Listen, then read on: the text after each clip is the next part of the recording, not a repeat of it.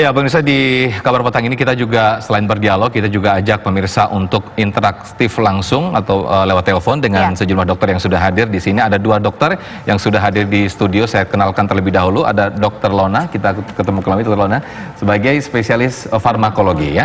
Kemudian di samping kiri saya ada Profesor Ari Fahrial Syam selaku spesialis penyakit dalam ya, Dok ya. Nanti kita ajak pemirsa untuk bertanya-tanya atau telepon interaktif, Dok. Ya, jangan lupa untuk menelpon. Kami sudah menuliskan, mencantumkan nomor telepon yang bisa Anda hubungi, yaitu 0214610324 dan 4610329.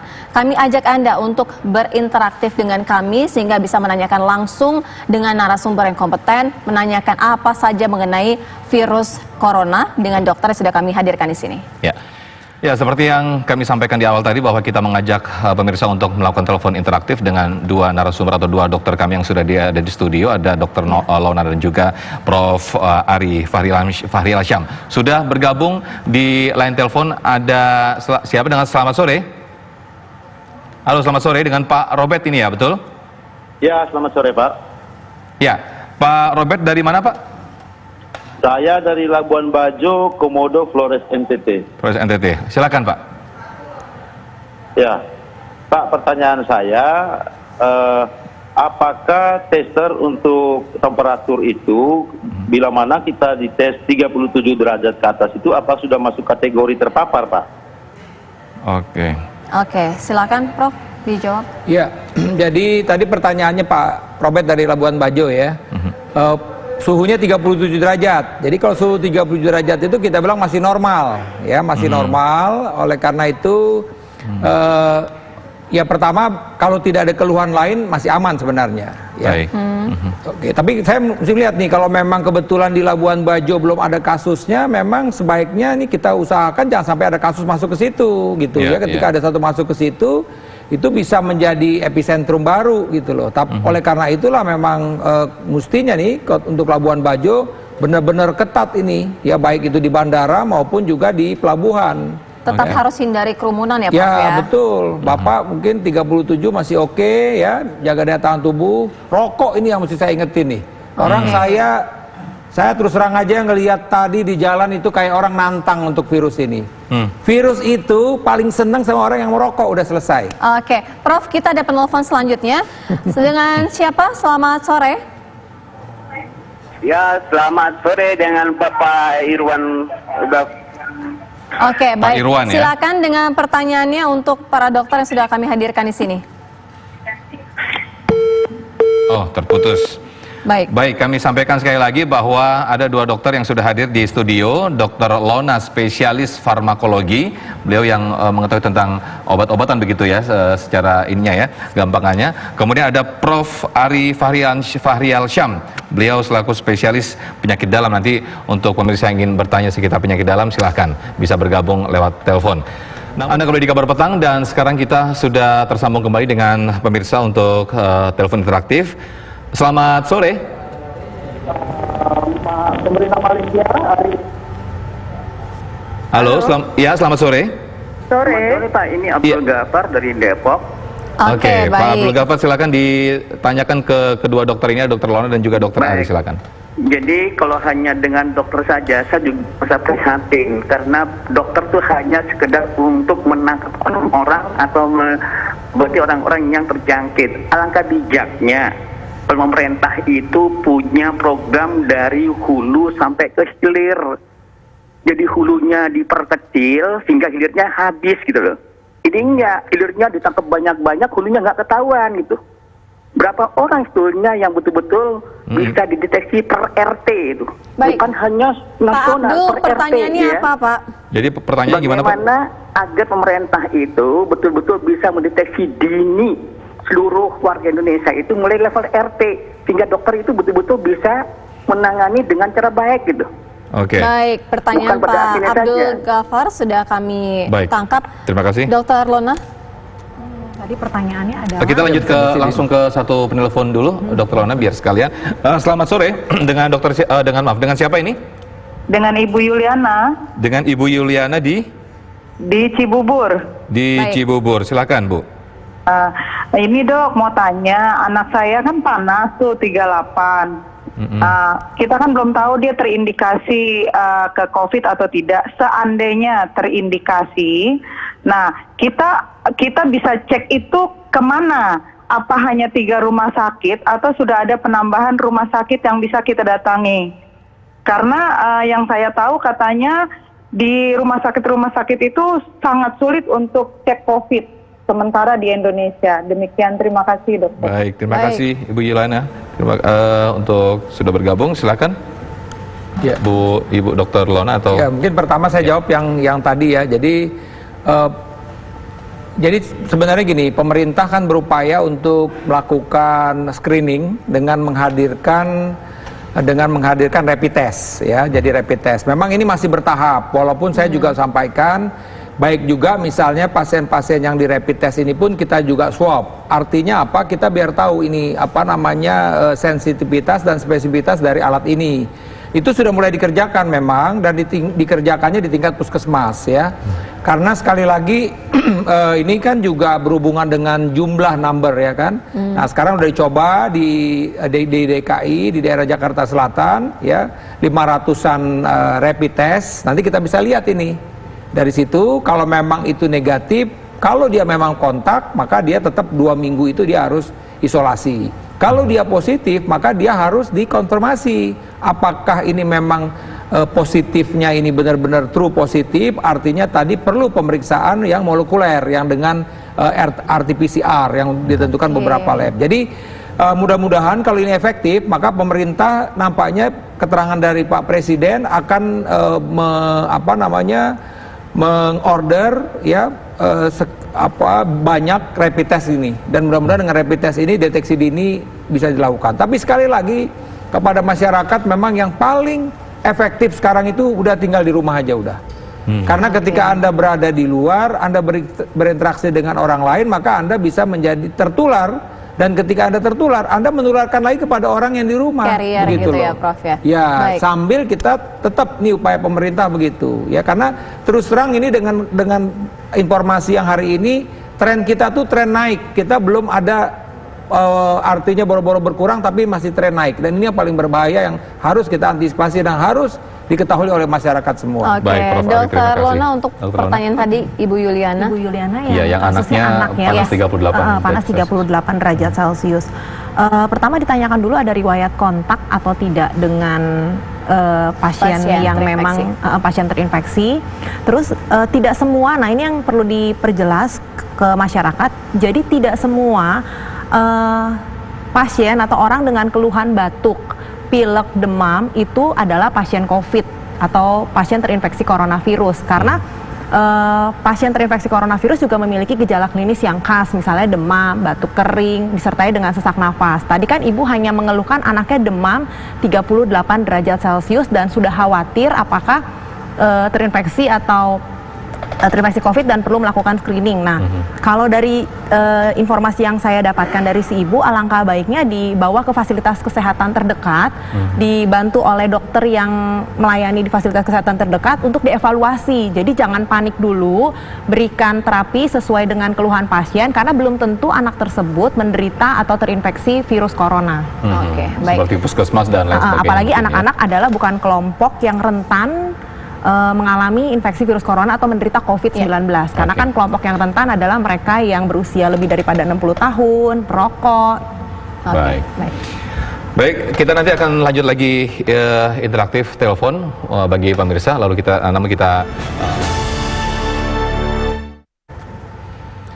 Baik, kita kembali buka interaktif telepon dengan pemirsa. Sudah ada yang tersambung. Selamat sore. Ya, dengan Ibu siapa ini? Yuli. Ibu Yuli di mana? Lampung. Ibu Yuli di Lampung, silakan ditanyakan Bu Yuli. Iya, selamat sore dokter. Saya mau bertanya, saya adalah karyawan swasta yang masih interaksi sama bos yang dari luar negeri, terutama yang dari Korea. Nah, 2 hari ini anak saya panas, berumur 5 tahun, dan hari ini saya periksakan dengan pemeriksaan darah positif 6.200. Kata dokternya itu terkena virus, tapi belum tahu virus apa, dan diberikan obat Lalu kata dokternya saya disuruh menunggu nanti gejala apa yang terjadi nanti ditelepon. Nah, apa yang harus saya lakukan? Apakah saya harus ke rumah sakit yang rujukan yang khusus COVID-19? Apakah harus ada pemeriksaan seperti itu? Dan saya sebagai seorang ibu yang saya mau tanyakan adalah, jika ting-bating positif, apakah seorang ibu saya bisa menemani anak saya itu, dok? Pemeriksaan itu. Baik, Ibu Yuli, sudah kami tangkap pertanyaannya. Silakan Dokter Lona. Nggak jelas, bisa tolong diulang Mas Sofian tadi. Jadi si ibu ini habis kontak dengan Bosnya yang dari luar negeri dari Korea, ya. Dan betul. saat ini anaknya mengeluh demam. Anaknya panas, kemudian sudah dibawa ke dokter. Dengan leukosit 6.200 betul ya, Dok? Apa yang harus Apa yang dilakukan dilakukan selama menunggu hasil tes ini? kan ibu itu tadi bilang sudah datang ke salah satu fasilitas kesehatan dan dinyatakan bahwa anak itu mungkin terinfeksi virus, tapi memang belum dinyatakan oleh dokternya virus apa, dan harus diobservasi dulu. Kalau dari cerita si ibu dari yang ibu sampaikan tadi, si dokternya itu menilai bahwa anak itu hanya memiliki gejala klinis demam tanpa disertai dengan gejala lain yang mungkin mengarah ke COVID-19 seperti yang batuk kering, sesak nafas gitu. Makanya harus diobservasi dulu. Yang perlu dilakukan oleh si ibu adalah, dan keluarganya saat ini, karena si ibu ada riwayat kontak dengan orang luar negeri yang kita tidak tahu apakah membawa virus corona atau tidak, adalah pertama harus mengisolasi diri. Jadi di rumah saja, jangan sampai nanti si ibu atau anaknya yang mungkin terinfeksi virus corona ataupun tidak malah jadi sumber penularan buat orang lain. Sambil mengobservasi gejala si anak dan mencukupi kebutuhan cairannya. Jangan lupa, karena demam pada anak belum tentu karena infeksi virus, bisa juga karena dehidrasi. Jadi pastikan kebutuhan cairan pada anak itu cukup. Dengan tetap mengobservasi gejala klinis. Misalnya demamnya apakah terus bertambah, ada keluhan batuk terus-menerus yang tidak ada perbaikan disertai dengan sesak. Kalau memang seperti itu, bawa segera ke fasilitas kesehatan untuk mendapatkan tata laksana seperti bagaimana kalau memang pasien itu memang suspek penderita COVID-19. Oke. Prof. Ari ditambahkan. Ya, jadi begini, sebenarnya kan aturannya secara internasional semua ya, karena dianggap ini semua itu sudah terjadi transmisi lokal. Indonesia juga sudah terjadi transmisi lokal, kemudian di Korea juga demikian. Jadi sebenarnya ketika ada ya bos atau siapapun yang dari luar negeri, ya kebetulan Korea lagi sudah jelas, itu memang yang bersangkutan tuh harus isolasi diri dulu 2 minggu. Karena mesti dipastikan dia selama 2 minggu ini ada demam atau tidak misalnya, ada gejala-gejala ke arah COVID atau tidak. Satu, kemudian kalau memang dia ada demam, ya tentu dia berarti masuk suspek. Dia masuk, kalau ringan ya mungkin masih ODP, kalau dia sudah sampai ada bau suspek berarti PDP. Nah, ketika itu sudah mengarah ke situ, memang mesti dipastikan lagi apakah dia sudah positif atau tidak, misalnya yang bosnya ini. Ketika dia positif, nah baru kita tracking tadi tuh yang kontak-kontak sama dia, termasuk ibu anak ini juga dia sudah mulai mengisolasi diri. Jadi sekali lagi saya rasa semua ya masyarakat ini, siapapun yang sekarang ini baru saja dari luar negeri itu harus mengisolasi diri selama 2 minggu di rumah. Karena ya mungkin hanya ada beberapa negeri, tapi kita juga nggak tahu negeri di mana itu antah berantah gitu ya, yang memang belum terkena gitu. Tapi umumnya kan yang kita kenal negara-negara ada di luar negeri itu semua sudah terjadi transmisi lokal. Jadi sekali lagi, ketika ada ya siapapun yang kita tahu datang dari luar negeri, yang apalagi jelas itu dari China, Korea, Malaysia, Singapura segala macam, dia harus mengisolasi diri selama 2 minggu di rumah. Usahakan tidak banyak kontak dengan banyak orang. Ketika ada masalah kesehatan, mulai demam, segera datang ke rumah sakit. Dan dia karena dia udah masuk ODP atau PDP atau suspek, kita bilang begitu. Tapi itu ketika dia melakukan isolasi diri, artinya dia kan tetap berinteraksi dengan keluarga yang ada di rumah itu. Artinya itu masih bisa dikatakan aman ya, Prof? Harus dilakukan secara minimal. Harus dilakukan secara minimal mungkin, berjarak begitu. Ya, karena dianggap tadi kita bisa bilang bahwa bisa saja dia asimptomatik, dia sudah bisa menularkan kepada orang lain. Nah, ini yang memang artinya kan sebenarnya kalau kita awal-awalnya lah nih kita ya, bahwa sebenarnya kan kasus-kasus awal itu kan kasus-kasus imported case kita nih, kasus-kasus dari luar negeri. Tapi ketika kasus di luar negeri ini sudah berinteraksi semua, ya ambil contoh lah kasus 1, 2, 3 itu kan dari warga negara orang Jepang, ini, kemudian ketular kepada ibunya terus sekarang, dan udah masuk dari mana-mana. Yang sekarang ini beredar, kita udah nggak ngomong lagi dia dari luar negeri, udah terjadi transmisi lokal, udah silang sana sini, udah nggak jelas lagi nih asalnya dari mana. Jadi artinya apa ya tadi itu, ketika dia memang tadi jelas-jelas itu dia mesti isolasi diri sebenarnya selama 2 minggu. Oke. Baik. Pemirsa. Ya, mungkin himbauan mungkin ke Dokter Lona maupun Dokter Prof Ari ya, untuk kondisi saat ini terhadap warga maupun bagi pasien yang sudah positif COVID-19. Kalau untuk menghadapi situasi wabah seperti ini, di mana situasi mendesak, memang perlu ada kolaborasi antara pemerintah dan masyarakat. Dari kita, himbauan untuk masyarakat adalah penting untuk isolasi diri. Artinya memang batasi keluar dari rumah untuk hal-hal yang memang tidak perlu. Kalau bisa memang hanya di rumah saja. Itu akan memutus rantai penularan daripada si COVID atau virus corona itu. Lalu selain itu juga kan saat ini kita banyak terima informasi masyarakat banyak melakukan panic buying atau datang ke supermarket atau pusat perbelanjaan berbondong-bondong. Sekian banyak orang berkumpul di situ.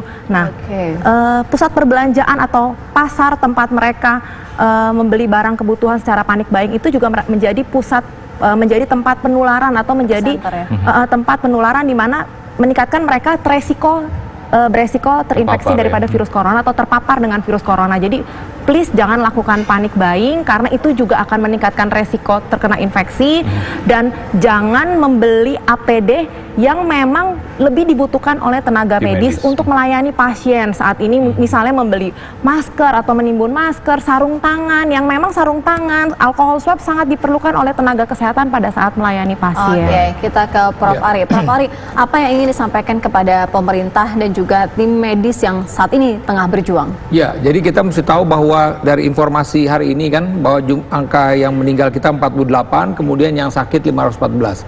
Artinya dari data ini kita bisa bilang, kita bisa sampaikan bahwa angka kematian kita itu udah di posisi 9,34%. Ya, 9,3. Kalau kita lihat sangat mengkhawatirkan. Sangat mengkhawatirkan. Kalau kita lihat Italia itu 9,0%. Jadi artinya saat ini Indonesia mempunyai case fatality rate yang paling tinggi di dunia. Jadi ini yang harus menjadi perhatian. Oleh karena itulah maka, kita udah lihat evaluasi beberapa kasus-kasus ini, biasanya umumnya adalah memang orang tua, kemudian dengan penyakit penyerta, ada yang kencing manis, ada yang dengan gagal ginjal, ya kan, kemudian juga ada yang penyakit paru obstruksi kronis, ada yang merokok gitu. Nah, jadi oleh karena itulah maka, dan kita juga menyampaikan, ada juga dokter-dokter yang memang bertemu dengan pasien-pasien tersebut yang akhirnya sakit, dan bahkan ada dokter juga yang meninggal gitu loh. Jadi inilah yang harus diperhatikan kepada masyarakat ya, beban kerja dokter ini luar biasa. Rumah sakit rujukan penuh sehingga akhirnya tidak bisa menerima lagi. Ya mudah-mudahan nanti setelah Wisma Atlet ini operasional mungkin udah agak agak berkurang. Tapi yang terpenting adalah memang bagi dokter-dokter yang bekerja itu APD mesti lengkap. Karena sekali lagi di tangan mereka itulah harapan kita untuk bisa mengatasi pasien-pasien yang datang ke rumah sakit. Prof Ari terima kasih waktunya. Dr. Lona terima kasih waktunya. Dr. Lona terima kasih.